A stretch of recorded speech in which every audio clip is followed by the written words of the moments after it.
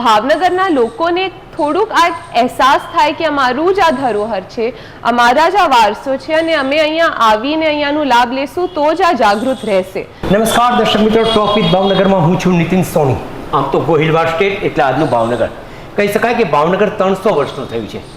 જે તે સમયે આ ગોહિલવાડના રાજવીઓ હતા, દીર્ઘદ્રષ્ટિવાળા હતા. ભાવનગર માટે તેમણે અનેક હેરિટેજ બિલ્ડિંગ હોય, શિલ્પ કે સ્થાપત્યની વાત હોય, અનેક વસ્તુઓ ભાવનગરની પ્રજાને ભેટ આપેલી છે. પરંતુ કમનસીબે આજે એ વાતની છે, સમય ગયો છે, 300 વર્ષ જૂનું ભાવનગર થયું છે. પરંતુ ચોક્કસપણે કહી શકાય કે જે પ્રકારે જાળવણી થવી જોઈએ એ નથી થઈ. ત્યારે રાજવી પરિવારના આપણી સાથે છે કુમારી અને એમની સાથે આપણે વાત કરવાના છીએ. કેવા પ્રકારનું આ બાર્ટન વિશે, આ બ્યુટિફિકેશનની જે વાત કરવાના છો, લોકો પાસે કેવી અપેક્ષા છે, શું છે, આ બધી જ વાત આપણે બ્રિજેશ્વરી કુમારીજી સાથે વાત કરવાના છીએ. આપનું સ્વાગત છે ટોક વિથ ભાવનગરમાં. સૌથી પહેલો સવાલ મને એ છે કે બાર્ટન લાઇબ્રેરી ઐતિહાસિક બિલ્ડિંગ ધરોહર છે આપણી, અને એમના માટે જે બ્યુટિફિકેશનની જે વાત થઈ રહી છે, શું કહેવા માગો છો? તો આઈ થિંક બાર્ટન લાઇબ્રેરી એક ઐતિહાસિક ભાવનગરની જે લાઇબ્રેરી છે, સૌથી આઈ થિંક જૂની સૌરાષ્ટ્રની લાઇબ્રેરી છે. અને અહીંયા 90,000 જેટલા બુક્સ છે, પુસ્તકો છે, ગુજરાતીમાં, ઇંગ્લિશમાં, જુદા જુદા ભાષાઓમાં લખેલા બુક્સ છે, પુસ્તકો છે.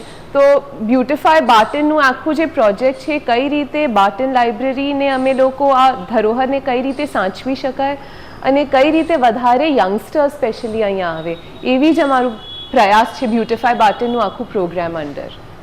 ખાસ કરીને ભાવનગરના અનેક હેરિટેજની પણ આપણે વાત કરતા હોઈએ છીએ. અનેક હેરિટેજો એવા છે ભાવનગરમાં કે જે રાજવી પરિવારની દેન છે. ક્યાંક ને કંઈક રિનોવેશનની જરૂરિયાત છે, ક્યાંક ને ક્યાંક ડેવલપમેન્ટની જરૂરિયાત છે. એ બાબતે આપ શું કહેશો? આઈ થિંક કોઈ પણ, મને લાગે છે કોઈ પણ જે ધરોહર, કોઈ પણ ઐતિહાસિક સ્થળ હોય ત્યાં કાયમ અમે અમારા ઘરમાં પણ દર 5-10 વર્ષ કાંઈક ને કાંઈ મેન્ટેનન્સ તો કરવું જ પડે છે. પેઇન્ટનું કામ હોય કે પાણી કંઈક ક્યાંથી લીક થતું હોય. તો એવી જ રીતે આપ વિચારી શકો છો, આ 100-200 વર્ષ જૂના જે ધરોહર ઐતિહાસિક સ્થળો છે, એમને તો ઘણું બધું મેન્ટેનન્સની જરૂર છે. અને 100-50 વર્ષ સુધી પણ ટકી રહે પછી ક્યાંયથી પાણી આવવા માંડે છે, ક્યાંયથી લાકડા એટલા મજબૂત નથી, કોઈ પથ્થરથી થોડુંક સીપેજ થઈ જાય છે. તો એવી જ રીતે જે પણ અહીંયાના ધરોહર છે, જે પણ હેરિટેજ સાઇટ્સ છે ભાવનગરની, બધામાં એ જ પ્રોબ્લેમ્સ તો આવતી જ રહે છે. અને કાંઈ કમર્શિયલ ન હોય એંગલ તો પછી વધારે ફંડ્સની જરૂર થાય છે, કારણ કે લાઇબ્રેરીમાં એટલા ફંડ્સ તો ગેધર ન કરી શકાય. તો એના જ માટે લોકોની પછી સહાયતા પણ જોઈએ છે, કારણ કે બાર્ટન જે છે એ બધાનું જ છે, આખા કમ્યુનિટીનું છે. બધા ભાવનગરી અહીંયા આવીને લાભ લઈ શકે તો બધાની જવાબદારી હોય ને કે કંઈક પ્રોબ્લેમ હોય તો પછી ધ્યાન રાખવું પડે. ખાસ કરીને ભાવનગરની પ્રજા માટે જે આ ધરોહર છે, વધુમાં વધુ લોકો બાર્ટન લાઇબ્રેરી તરફ આવે, કેમ કે અહીંયા ઐતિહાસિક પુસ્તકો છે. કદાચ હવે હું માનું છું ડિજિટલાઇઝેશન પણ થઈ રહ્યું છે. એ બાબતે શું કહેશો? તો મને લાગે છે બાર્ટનના જે ટ્રસ્ટીઝ છે એમનું બહુ જ સરસ પોતાનું પણ વિઝન છે કે કઈ રીતે અમે અહીંયાના પુસ્તકોને ડિજિટાઇઝ કરી શકીએ, કઈ રીતે જે આવતી પેઢી છે અને અહીંયાની પેઢી, હમણાંની પેઢી છે, કઈ રીતે અમે ડિજિટલ એજમાં રહી શકીએ. તો ટ્રસ્ટીઝ જ ડિજિટાઇઝેશનનું આખું પ્રોજેક્ટ કરી રહ્યા છે અહીંયા. પણ ઘણા જ્યારે સહાયતાની જરૂર થઈ છે ત્યારે ભાવનગરી જે લોકો છે, ભાવનગરના અમારા જે ટીમના લોકો છે, હર્ષાબેન, મોનાબેન, ભાગ્યશ્રીબેન, તેજસભાઈ, અમિતભાઈ, અનિશાબેન, જલ્પાબેન, એટલા બધા લોકો છે જે બાર્ટનનું આખું જે આ પ્રોજેક્ટ છે એના અંડર આવે છે. અને આ જે ડિજિટાઇઝેશનનું છે, આઈ થિંક એ એક મેઇન સ્ટેપ છે યુથને અહીંયા વેલકમ કરવા માટે. It's the main step because the moment યુથને ખબર હોય કે અહીંયા ડિજિટલી પુસ્તકો અવેલેબલ છે, ઈ બુક્સ પણ છે, તો એ અટ્રેક્શન જ બીજું જુદું થઈ જાય છે. તો આપને અહીંયા પુસ્તકો, જૂના પુસ્તકોના માહોલમાં બેસવાનું પણ લાભ મળે છે. અને જે પુસ્તકો થોડાક વાંચવા જેવી નથી, બહુ ફ્રેજાઇલ હોય, તો એને ડિજિટલી પણ આપ એક્સેસ કરી શકો છો. તો it's a win win for everyone I think. ખાસ કરીને એવું માનો છો કે આજનો સોશિયલ મીડિયાનો જે યુગ છે, દુનિયા મુઠ્ઠીમાં આવી ગઈ છે મોબાઈલ્સના સ્વરૂપે, એની વચ્ચે વાંચન સામગ્રી કેટલી ચાલી રહી છે? મને લાગે છે અમે અમારું આખું એક સર્કલ ચાલી રહ્યું છે, કારણ કે અમે વેસ્ટની જે છે અમેરિકા યુકે આ બધા શહેરોને જોઈને અમે લોકો ડિજિટલ ઉપર જઈએ છીએ. પછી એ લોકો બધા લાઇબ્રેરીઝ ટુ આવે છે તો અમે લોકો પણ પાછા અમારા લાઇબ્રેરીઝ પાસે આવીએ છીએ. હું કાયમ કહું છું અમારા જમવાના પણ એવું જ હોય, કારણ કે અમે બધું ફાસ્ટ ફૂડ બધું જોઈને અમને લાગે દેટ્સ ધ બેસ્ટ ફૂડ. પછી અમે ત્યાં જોઈએ તો બધા ત્યાં હલ્દી અને આ બધું લે છે તો પછી અમે લોકો પણ કહીએ ના ના અમે પાછું હલ્દી જમવા માંડીએ. સો આઈ થિંક બુક્સનું પણ એવું જ છે, બિકોઝ બધા પહેલાં ડિજિટલ ઘણું બધું કહેતા, પણ હવે આપ જો તો સોશિયલ મીડિયા આપના ઇન્સ્ટાગ્રામના ગૂગલના જે ફાઉન્ડર્સની જે MDs અને COOs પણ છે એ લોકો પણ કહે છે કે અમે અમારા કિડ્સને સોશિયલ મીડિયા ઉપર નથી અલાઉડ કરતા.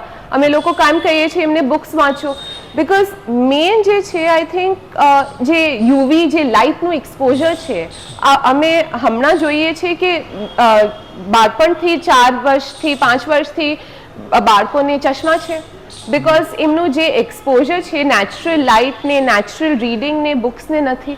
તો આઈ થિંક જે પુસ્તકોનું વાંચવાનું લાભ ઓફકોર્સ અમને વધારે નોલેજ મળે અને અમે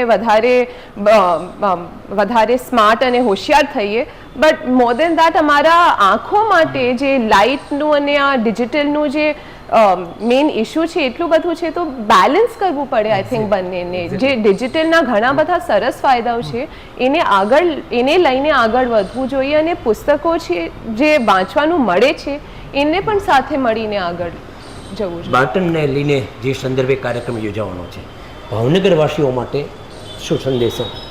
સો બ્યુટીફાય બાર્ટનના અંડર અમે લોકોએ 6-7 મહિનાથી ઘણા બધા કાર્યક્રમો કર્યા છે. બાળકોમાં, યુવાનો માટે, કોલેજના સ્ટુડન્ટ્સ માટે, ડિબેટ કોમ્પિટિશન, પેઇન્ટિંગ કોમ્પિટિશન, અને અમારું મેઇન હતું કે જે લોકો બાર્ટનથી ફેમિલિયર નથી એ લોકો અહીંયા આવે, સ્પેશિયલી યંગસ્ટર્સ એમના પેરેન્ટ્સને લઈને આવે તો પછી મા બાપોને પણ ખબર પડે કે અહીંયા અમે આવીને બેસી શકીએ છીએ, અમારા બાળકોને લાવી શકીએ છીએ. તો પછી અમને લાગ્યું કે જે ફંડ્સ છે હવે બાર્ટનને બ્યુટિફાય કરવા માટેના જે ફંડ્સ છે એ બહુ મોટું અમાઉન્ટ છે, કારણ કે ઘણા બધા, જેમ મેં કીધું, કોઈ પણ હેરિટેજ સાઇટ હોય એમાં ઘણા બધા ઇશ્યુઝ આવે, વોટરનું હોય, લીકિંગનું હોય, લાકડાનું હોય, કોઈ પણ હોય. સો આઈ થિંક એના માટે અમને લાગ્યું કે અમે એક સરસ ફંડ રેઝર કરીએ, અને ફંડ રેઝરથી કદાચ અમને બધા આ ફંડ્સ ન આવે પણ ભાવનગરના લોકોને થોડુંક આ અહેસાસ થાય કે અમારું જ આ ધરોહર છે, અમારા જ આ વારસો છે, અને અમે અહીંયા આવીને અહીંયાનું લાભ લેશું તો જ આ જાગૃત રહેશે. તો એના લીધે અમે લોકો એક ફંડ રેઝરનું આખું મ્યુઝિક પ્રોગ્રામ પ્લાન કર્યું છે.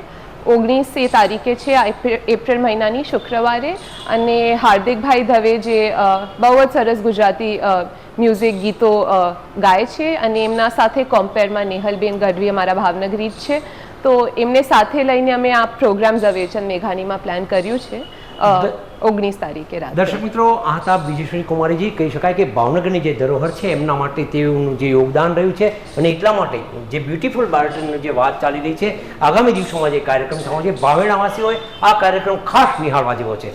ફરી મળીશું એક નવા વિષય સાથે, ત્યાં સુધી રજા.